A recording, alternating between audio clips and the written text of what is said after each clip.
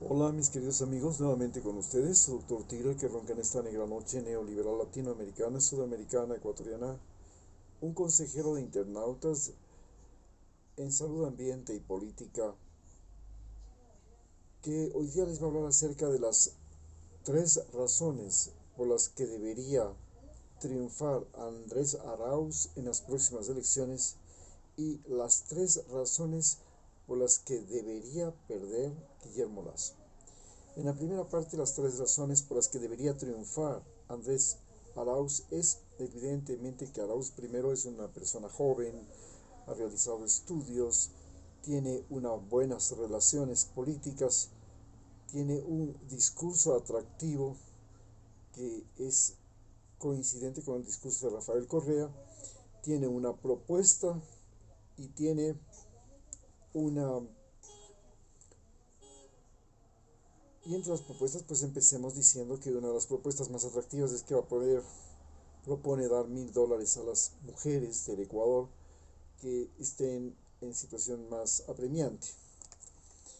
Pero esto de la juventud y los estudios nos llevan hacia el problema fundamental que determina la posibilidad de sus éxitos, que es la pandemia, donde nosotros sabemos que tenemos muertos, que tenemos enfermos, que tenemos además desempleo, que tenemos quiebras en todas partes y que pues la pobreza se ha multiplicado en Ecuador.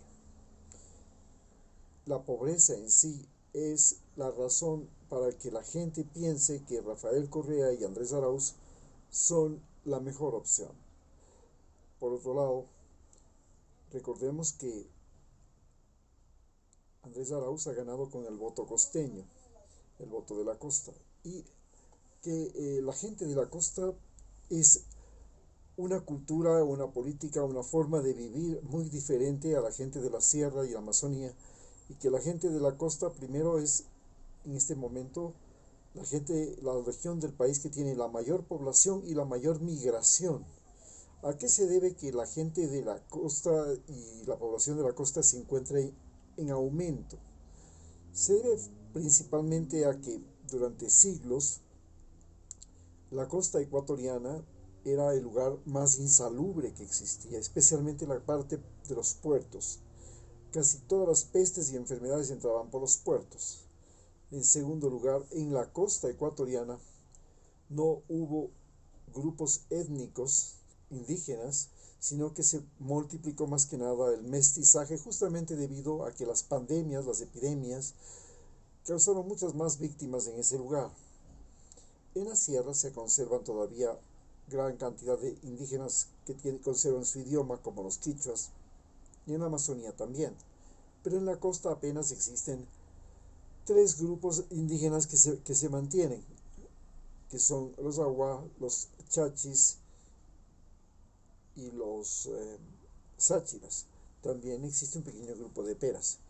Pero la mayor parte es un mestizaje, ese mestizaje además es blanco en la zona, mestizaje blanco y blanco mestizo en la zona al sur de la provincia de Esmeraldas, y es un mestizaje negro mestizo, o sea, mulato, en la provincia de Esmeraldas. Pero además en la costa, recordemos, se ha vivido relativamente al margen de la ley. En la costa no ha funcionado bien lo que es la diferencia con la sierra, que al analizar en la sierra con Andrés Arauz, es la que le brinda ahora increíblemente. El candidato de la costa es serrano y el candidato de la sierra es costeño.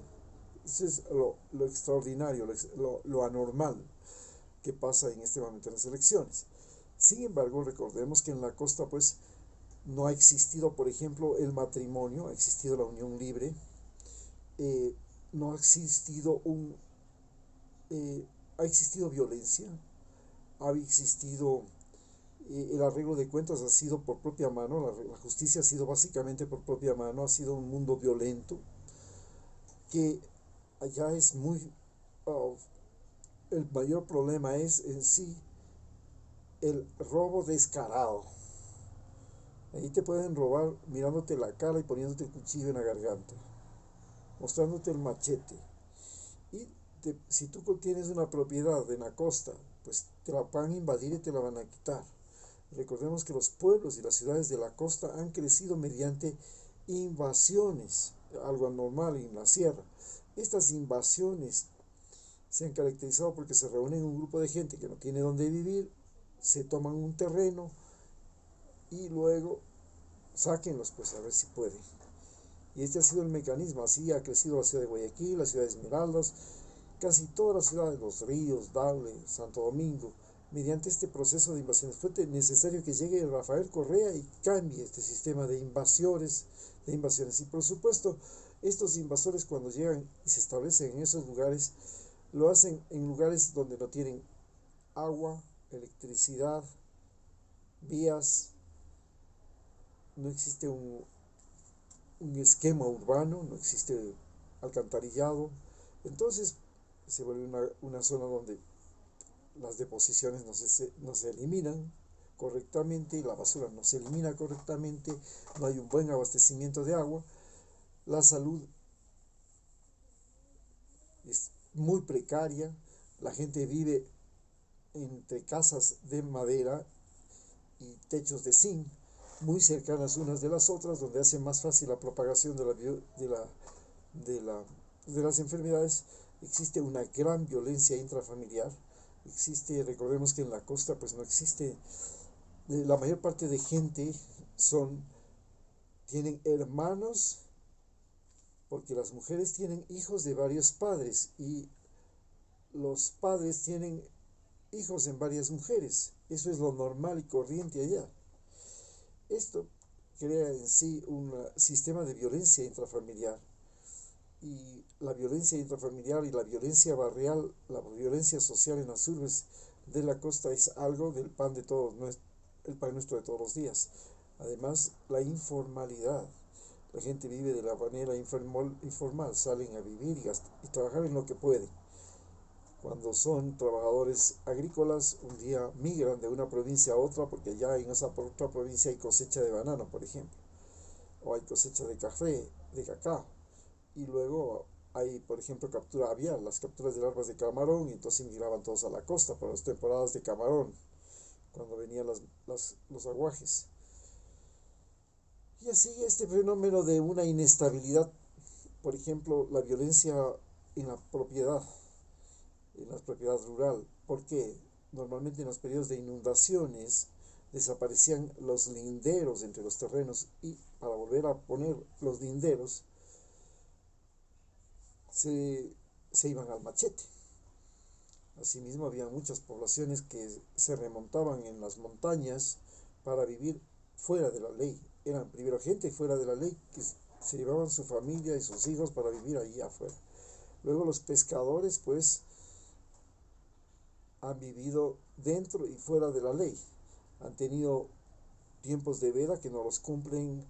Unas veces los barcos pesqueros se meten en la zona de pesca que es menos de las 5 millas costeras de los pescadores. A su vez los pescadores corren a meterse en la zona de los barcos pesqueros.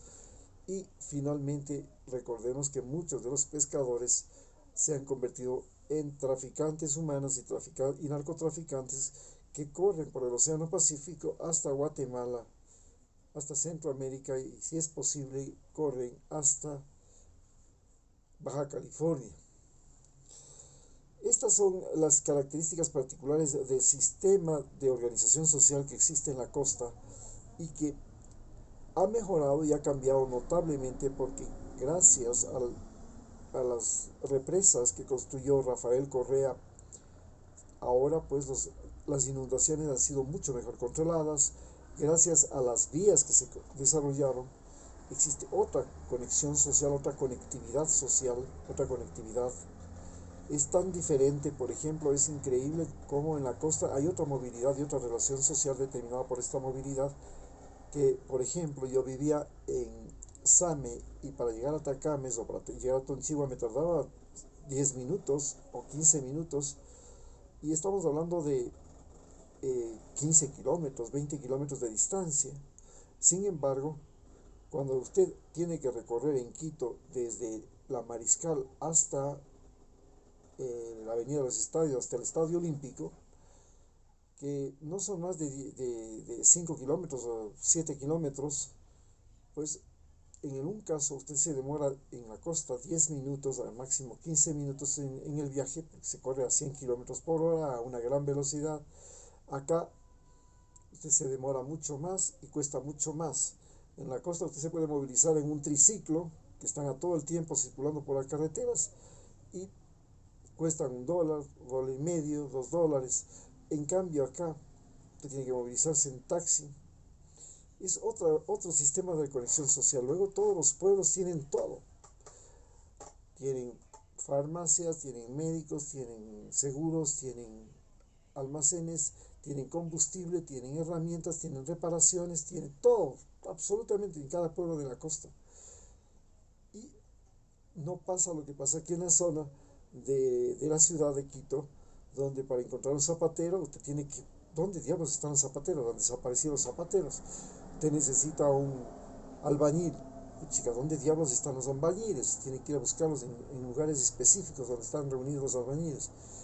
En la costa no pasa eso.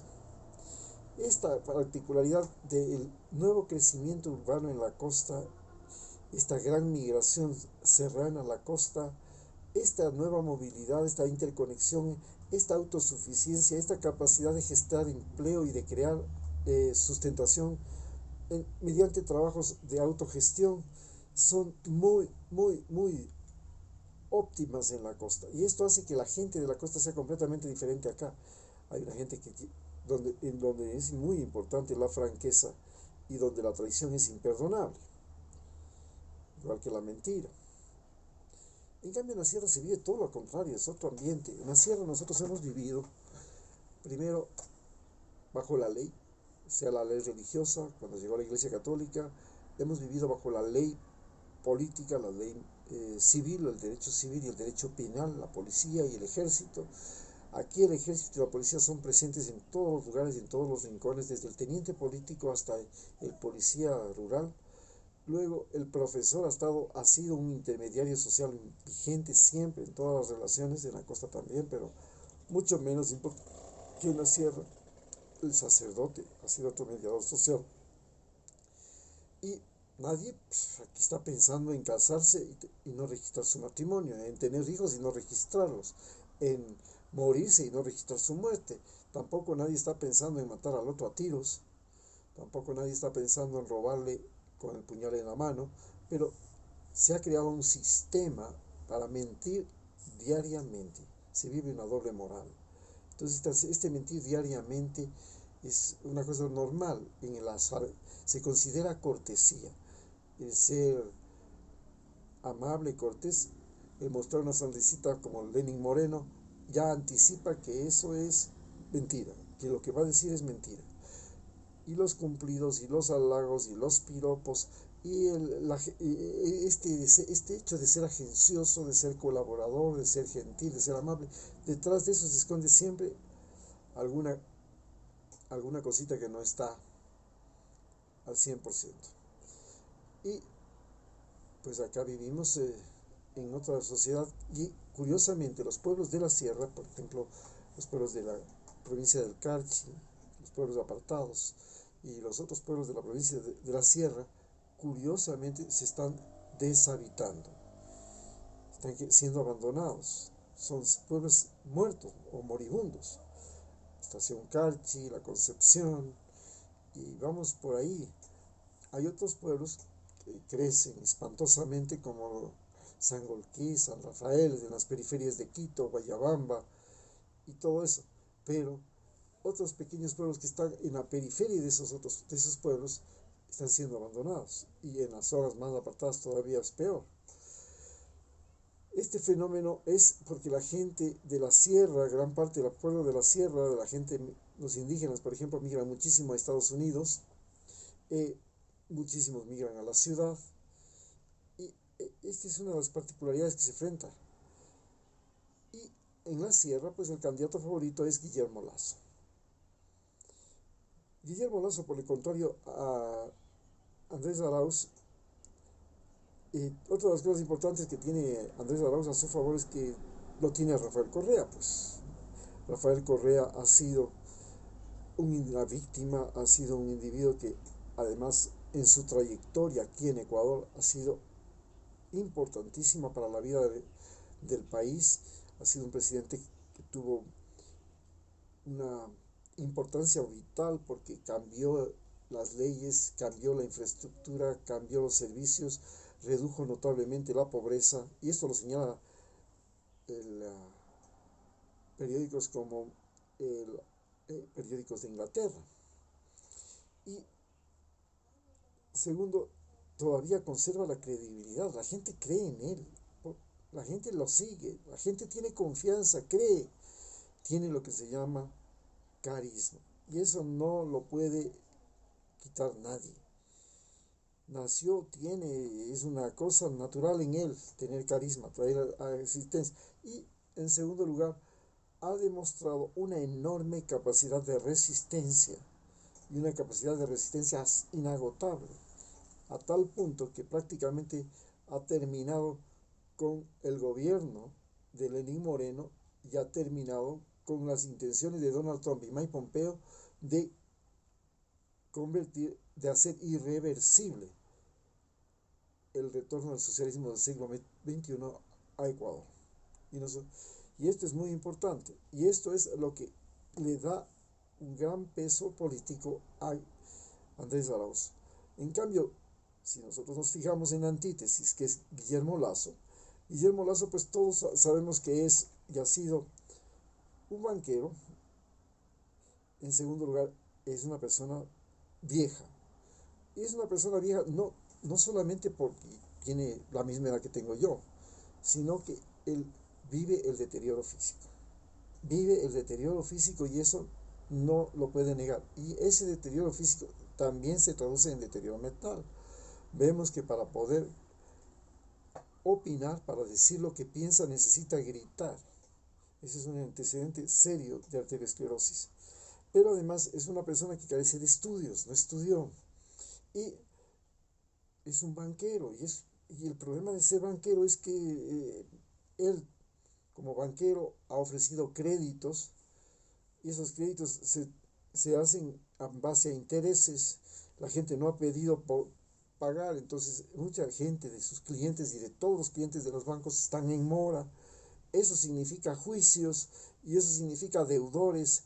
Y entonces una pregunta que todos los ecuatorianos nos hacemos es: ¿los banqueros quieren volver al poder para qué? ¿Para cobrar las deudas? ¿Para tener a la policía y al ejército y a la justicia en sus manos, y de esa manera terminar de asfixiarnos, obligarnos a pagar deudas? Y el Fondo Monetario Internacional, ¿por qué es aliado de Guillermo Lasso? ¿Por qué no es aliado de Andrés Arauz? El Fondo Monetario Internacional se convirtió en un instrumento de Donald Trump y Mike Pompeo para someter a los países latinoamericanos a medidas económicas tan severas que produjeron estallidos en todos los países latinoamericanos, incluido en Ecuador. Y ahora nosotros somos deudores del Fondo Monetario Internacional. Y la pregunta es, ¿esto también que el Fondo Monetario Internacional quiere convertirse en poder en Ecuador para obligarnos a pagar, no solamente en esta generación, sino en las futuras generaciones, la deuda que hemos contraído con él y que nos ha dejado Lenín Moreno, y que hasta ahora no sabemos en dónde diablos va a parar todo ese dinero? Entonces nos queda pues claro que, a pesar de que Guillermo Lasso es un guayaquileño y es un costeño, pero él representa a un grupo especial de los costeños, representa a la élite costeña, y la élite costeña es, primero, cristiana, segundo, de raza blanca, tercero, es gente presuntuosa, gente que vive en urbanizaciones amuralladas, que no quieren que nadie del pueblo siquiera se acerque, que al contrario de la gente de la sierra, es gente exhibicionista, y que piensan que son valiosos y son muy interesantes porque han podido pasar el weekend en Miami. Y esto hace que la gente de la costa tenga un comportamiento altamente emocional en general, mientras que la gente de la sierra, pues todos sabemos, Aquí hay mucha más presión de la iglesia, mucha más presión de la educación, existe un nivel más alto de educación, en sentido de que educación memorística, ¿no? Educación creativa. Existe un mayor sometimiento a la ley, a los profesores, existe un mayor, entre comillas, razonamiento en la conducta, mientras que la conducta de la gente de la costa es emocional, el de la sierra, entre comillas, se dice que es racional, pero existen dos conductas, dos comportamientos diferentes. El uno es en la Sierra Norte, donde el centro es Quito, y el otro es en la Sierra Sur, donde el centro es Cuenca. En la Sierra Sur, recordemos que en la Sierra Sur, Cuenca, fue junto con Loja, la provincia de Loja y la provincia de Morona, Santiago, Zamora, Chinchipe, la zona minera del Ecuador. Y en esta zona minera pues había gran explotación del oro y el enriquecimiento rápido provenía de la explotación del oro. Luego, recordemos que Cuenca es una zona agrícola extraordinaria. Por ejemplo, en la zona de Cañar se puede cosechar 3 veces al año papas, 2 veces al año maíz, que en el resto del país no. En el resto del país se puede cosechar a lo mucho 2 veces papas y solamente una vez maíz.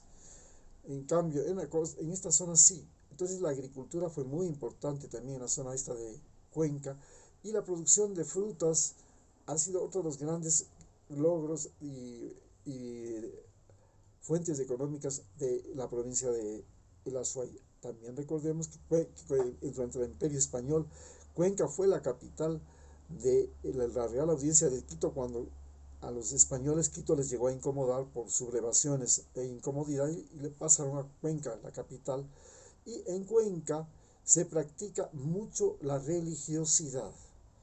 Esta práctica y esta particularidad de practicarlo mucho la religiosidad es porque en Cuenca fue muy importante la iglesia católica y tuvo 56 iglesias solo en la ciudad de Cuenca. Y en el caso de Cañar, pues era la religiosidad indígena. Recordemos que ellos tienen Ingapirca, donde todavía se conserva la religiosidad y el culto al sol, al Inti, la fiesta del Inti Raymi. Entonces, esta religiosidad ha sido cosa muy importante, pero hay un fenómeno también muy importante en la provincia de la Azuay, y es el fenómeno migratorio, lo mismo que en las provincias de Chimborazo, Cotopaxi y Loja, pero más que nada en las provincias de El Azuay, de Cañar, de Loja. Es el fenómeno migratorio. Esta gente ha viajado por la guerra de Vietnam, los indígenas fueron a hacer mano de obra barata en Estados Unidos y se quedaron allá, luego no pueden regresar, son ilegales, y envían remesas y han construido palacios y castillos y mansiones en la mitad del páramo, en las montañas, en los pueblos, mansiones que no las pueden habitar porque no pueden regresar a Ecuador y después volver a Estados Unidos, porque no, si salen de Estados Unidos ya no pueden regresar, son ilegales. Entonces tenemos este fenómeno muy curioso que se produce en la provincia de la Azuay, pero en la provincia en Quito se produce otra conducta. No es la religiosidad tan importante, tan vivencial como lo es en la provincia de la Azuay, no ha sido el oro. En Quito lo más importante ha sido la ley, la justicia, la administración pública. Y aquí está la mayor cantidad de abogados, de leguleyos, de jueces, aquí está la mayor cantidad de jubilados, aquí está la riqueza del petróleo. Entonces el Ecuador es petrolero, ¿y dónde se administra el dinero del petróleo? Aquí en Quito. Quito es la ciudad que administra los impuestos del país. Entonces, a diferencia de la costa, que vive de las aduanas y vive del contrabando, gran parte de la supervivencia de la costa es en base al contrabando. En Quito la supervivencia es en base a los impuestos. Entonces en Quito ha habido una gran cantidad de universidades, una gran cantidad de colegios. En Quito hay una gran cantidad de oficinas públicas, están todos los ministerios, existe la concentración burocrática más grande del país, están los burócratas, y la gente, entre comillas, se supone que está bajo la ley. Entonces, mientras en la costa rige el capitalismo salvaje, en la sierra, en el sur, rige básicamente lo que se llama la dominación moral de masas, la religiosidad. En la sierra, en Quito, rige fundamentalmente la ley. Y la ley es básicamente una idea socialista. El dinero es una idea capitalista y la religión es una idea moralista. Entonces, aquí en Quito rige sobre todo la ley y hay conceptos muy claros. El que hace la ley hace la trampa. Entonces, en Quito es muy importante la trampa, la mentira, el engaño. Es muy común, es muy corriente. Te va a hacer trampa todo el mundo que te conoce, todo el mundo que te saluda, desde el individuo que te viene a preguntar si tienes un cuarto de arrendamiento, te va a decir una mentira, si es que es quiteño, ya regreso, ya vuelvo, ya enseguida le vengo a comprar. Se necesita mentir, es una forma de convivencia social. Y esto hace que, curiosamente, Guillermo Lasso ha sido la única provincia en la cual ha triunfado ha sido la provincia de Pichincha. Es anormal esto, ¿eh? Que el presidente de Guayaquil venga y triunfe en la provincia de Pichincha. ¿Cómo? ¿Por qué? Porque sencillamente la banca de la costa se encuentra en un serio problema porque no puede recuperar la inversión, los préstamos que ha hecho y la gente no tiene capacidad de pago. Entonces la banca se ha concentrado y se ha multiplicado y adquirido, se ha centrado en la sierra, en Quito, porque Quito maneja los recursos del Estado.